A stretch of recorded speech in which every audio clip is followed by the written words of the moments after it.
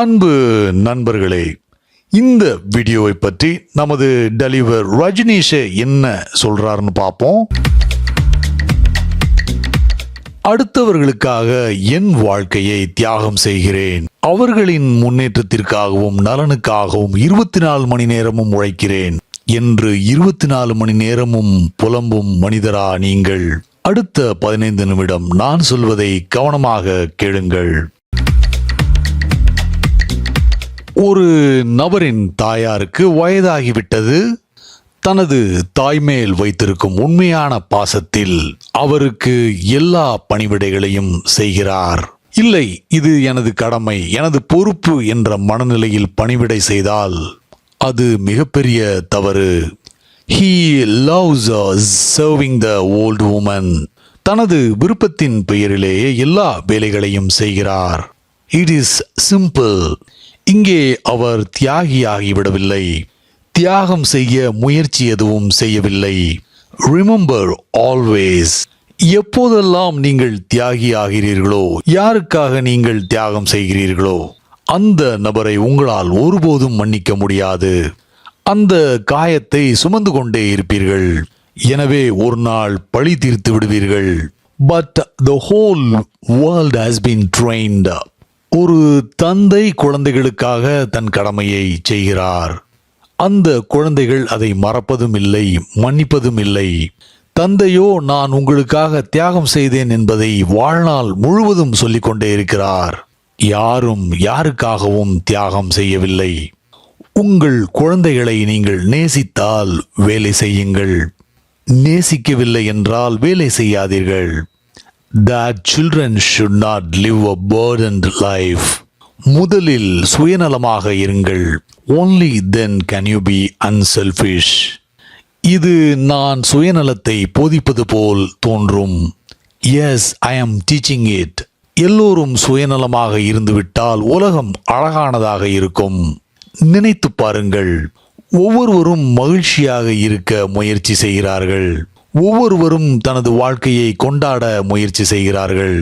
ஒவ்வொருவரும் அமைதியாக இருக்க, தியானம் செய்ய, பிரார்த்தனை செய்ய, கருணையோடு இருக்க, அன்போடு இருக்க முயற்சி செய்கிறார்கள்.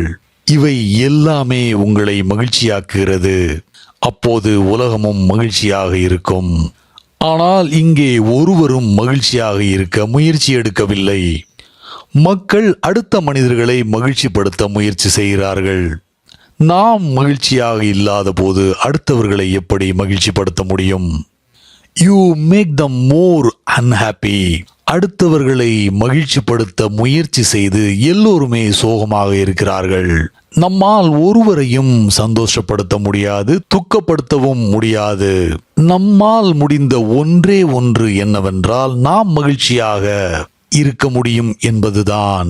அதிலிருந்து அழகான விஷயங்கள் நடக்க ஆரம்பிக்கின்றன. உங்களுக்குள் சந்தோஷம் என்ற நறுமணம் இருக்கும்போது உடனே அந்த நறுமணம் அடுத்த மனிதர்களின் வாழ்க்கையில் நுழைந்து மிகப்பெரிய மாற்றத்தை உண்டாக்கும்.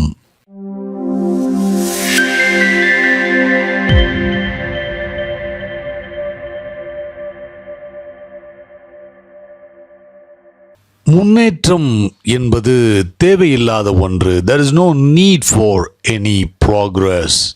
Progress என்பது மனிதனால் உருவாக்கப்பட்ட ஒரு false god. அவசியம் இல்லை இந்த progress. What does progress mean? முன்னேற்றம் என்பதின் அர்த்தத்தை ஆழமாக சென்று பார்த்தால் நிகழ்காலத்தை எதிர்காலத்திற்காக தியாகம் செய்வது என்று அர்த்தம். நாளைய தேதியில் வாழ்வதற்காக இன்றைய நாளை தியாகம் செய்கிறோம்.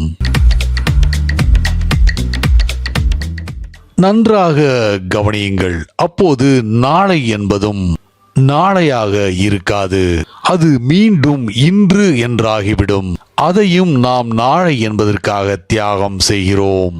ஒரு தந்தை தன் குழந்தைகளுக்காக தியாகம் செய்கிறார். அந்த குழந்தைகள் தங்கள் குழந்தைகளுக்காக வாழ்க்கையை தியாகம் செய்கிறார்கள். அண்ட் ஒருவரும் தங்கள் வாழ்க்கையை ஒருபோதும் வாழ்வதில்லை.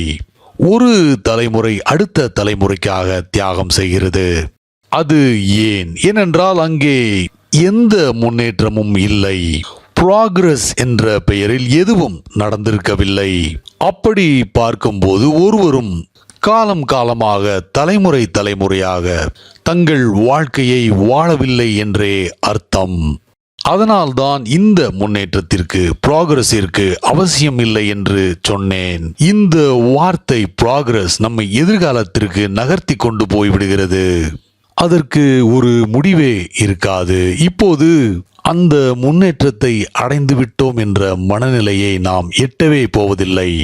காரணம், ப்ராக்ரஸ் என்பது எட்ட வேண்டிய விஷயம் இல்லை. இப்போது ப்ராக்ரஸை எட்டிவிட்டோம், இனி மகிழ்ச்சியாக இருக்கலாம் என்பது ஒருபோதும் நடக்கப் போவதில்லை. ஏனென்றால் இந்த ப்ராக்ரஸ் எப்போதும் ஒரு ப்ராசஸாகவே தான் இருக்கும். இந்த முறையில்தான் இன்று வரை மனித சமுதாயம் தங்கள் வாழ்க்கையை வாழ முயற்சி செய்திருக்கிறது.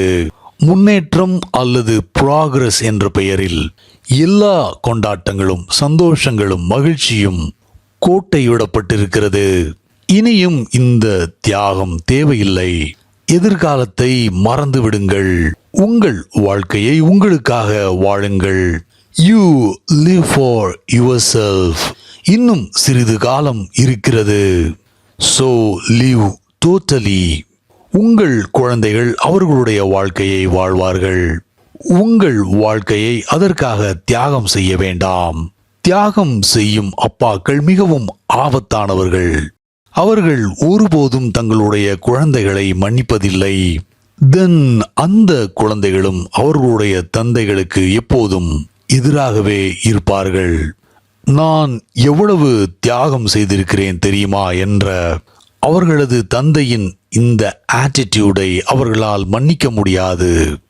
ஒவ்வொருவரும் அடுத்தவர்களுக்காக தியாகியாக இருப்பதற்கு கற்றுக் கொடுக்கப்படுகிறது. இது ஒரு முட்டாள்தனம், ஷியர் ஸ்டூபிடிட்டி. ஆனால் இதெல்லாம் ப்ராக்ரஸ் என்ற பெயரில் நடக்கிறது. Don't father about progress. பறவைகள் கவலைப்பட்டதில்லை. அவைகளிடம் என்ன பிரச்சனை? பறவைகள் எதையெல்லாம் தவறவிட்டன அதனால். மரங்கள் கவலைப்பட்டதில்லை. அவை எதை தவறவிட்டன? எப்போதுமே அவை மகிழ்ச்சியாக இருக்கின்றன. எதிர்காலத்திலும் மகிழ்ச்சியாகவே இருக்கும். மனிதன் மட்டுமே ப்ராக்ரஸ் என்ற வியாதியை சுமந்து கொண்டிருக்கிறான். தியாகம் என்பதை செய்து கொண்டே இருக்கிறான். நான் எப்படி சந்தோஷமாக இருக்க முடியும்?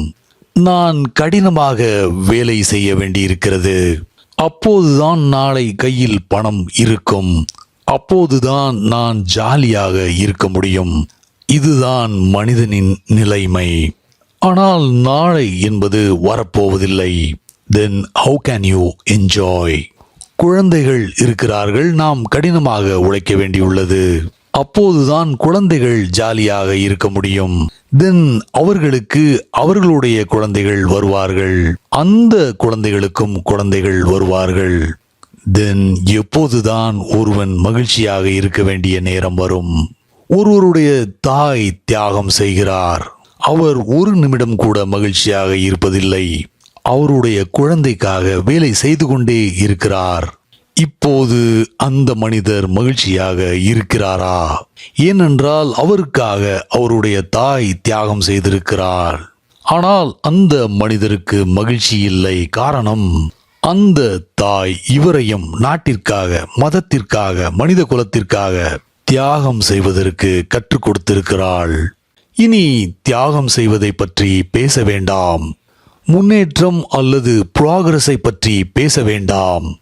ப்ராக்ரஸ் என்று சொல்லக்கூடிய பெரிய வீடு, டெக்னாலஜி, பெரிய கார்கள் மனிதனுடைய மகிழ்ச்சியை அதிகரிக்க உதவி இருக்கிறதா? உண்மையை சொல்ல போனால் அதற்கு மாறாக they have killed all possibility. நாம் அரண்மனையில் வசிக்கலாம். ஆனால் அரண்மனை என்பது மகிழ்ச்சி அல்ல. ரால்ஸ் ராய்ஸில் பயணம் செய்யலாம். அது மகிழ்ச்சி அல்ல. அப்போது கூட உங்களால் மிசரபிளாக இருக்க முடியும் as anywhere. கேள்வி என்னவென்றால், எப்படி மனிதனை மகிழ்ச்சியாக வைத்திருப்பது? If this progress goes on poisoning, man can never be happy. அது ஒரு ஏமாற்று வேலை. அதாவது அடுத்தவர்களுக்காக நம்மை நாமே அழித்துக்கொள்ள தூண்டச் செய்யும் சதி வேலை. பிறகு அடுத்தவர்களையும் அடுத்தவர்களுக்காக தற்கொலைக்குள் தள்ளுவது. இந்த முன்னேற்றம் அல்லது ப்ராக்ரஸ் என்ற பைத்தியக்காரத்தனத்தை விட்டுவிடுங்கள். Everything is good as it is today. Live it. அதிலிருந்து ஏதாவது நடந்தால் it is beautiful. அதாவது வாழ்க்கையை வாழ்வதிலிருந்து நடந்தால் அது அழகு என்று சொன்னேன். ஆனால் அதை முன்னேற்றம் என்று சொல்ல மாட்டேன். காரணம், ப்ராக்ரஸ் என்ற வார்த்தையே அவலட்சணமானது. It is future oriented. அதை வளர்ச்சி என்று கூட சொல்வேன், நாட் ப்ராக்ரஸ். இந்த கணத்தில் வாழுங்கள். அதிலிருந்து வாழ்க்கை அடுத்த கணத்தை உண்டாக்குகிறது. அப்போது கண்டிப்பாக அந்த நொடிப்பொழுது முந்தைய நொடிப்பொழுதை விட நன்றாகவே இருக்கும், செழிப்பானதாகவே இருக்கும். அப்போது இன்னும் ஆழமாக வாழ்வோம். காரணம், இப்போது எப்படி ஆழமாக வாழ்வது என்பதை கற்றுக்கொண்டோம், தொடர்ச்சியாக கற்றுக்கொள்கிறோம். and each moment becomes more and more intense. அந்த ஒவ்வொரு வினாடியிலிருந்தும் அடுத்த வினாடி பிறக்கிறது. இன்றிலிருந்து நாளை பிறக்கிறது. இன்றிலிருந்து நாளை இன்னும் செழிப்பானதாக, அதிக மகிழ்ச்சியானதாக, பன்மடங்கு எக்ஸ்டாட்டிக்காக பிறக்கிறது. உங்களிடமிருந்து உங்கள் குழந்தைகள் பிறக்கிறார்கள். and you give them birth in ecstasy. நீங்கள் இன்ஃபேக்ட் அதற்கான முயற்சியில் ஈடுபடவில்லை. you were enjoying your love. உண்மையை சொல்ல போனால் அந்த குழந்தையை பற்றி நேரடியாக யோசிக்கவோ கவலைப்படவோ இல்லை. அவர்கள் உங்களுடைய எக்ஸ்டசியிலிருந்து, ஆர்கஸ்மிக் அனுபவத்திலிருந்து பிறக்கிறார்கள். உங்களுடைய எக்ஸ்டசி அவர்களோடு பங்கிடப்படுகிறது. உங்களோடு அவர்களும் வளர்கிறார்கள். எப்படி மகிழ்ச்சியாக இருப்பது, எப்படி எக்ஸ்டாட்டிக்காக இருப்பது என்பதை அவர்களும் கற்றுக்கொள்கிறார்கள். அவர்களுடைய குழந்தைகளும் அவர்களோடு வளர்கிறார்கள். This is growth, not progress. Progress என்பதில் நான் எசென்ஷியல் திங்ஸ் வளர்ச்சி அடைகின்றன. எசென்ஷியல் என்று கருதப்படும் விஷயங்கள் இறந்து விடுகின்றன. எசென்ஷியல் என்பது என்ன? எசென்ஷியல் என்பது மகிழ்ச்சி, inner happiness, orgasmic experiences, peak experiences. உங்களிடம் பெரிய அரண்மனையோ வீடோ இல்லை என்றாலும் பீக் எக்ஸ்பீரியன்சஸ் இருக்கின்றன. That is perfect. நீங்கள் குடிசை வீட்டில் வாழலாம், அது போதும். விலை உயர்ந்த ஆடைகள் இல்லாமல் இருக்கலாம், அதற்கு அவசியமில்லை. You have a rich being. கடைசி தலைமுறை வரை ப்ராக்ரஸ் என்ற வார்த்தை தான் மனிதனின் எண்ணத்தை ஆளுமை செலுத்தி கொண்டிருந்தது. புதிய தலைமுறைக்கு வளர்ச்சி ஒரு முக்கியமான வார்த்தையாகி போனது. growth என்கிற வார்த்தை எனக்கு அர்த்தமுள்ளதாக தெரிகிறது.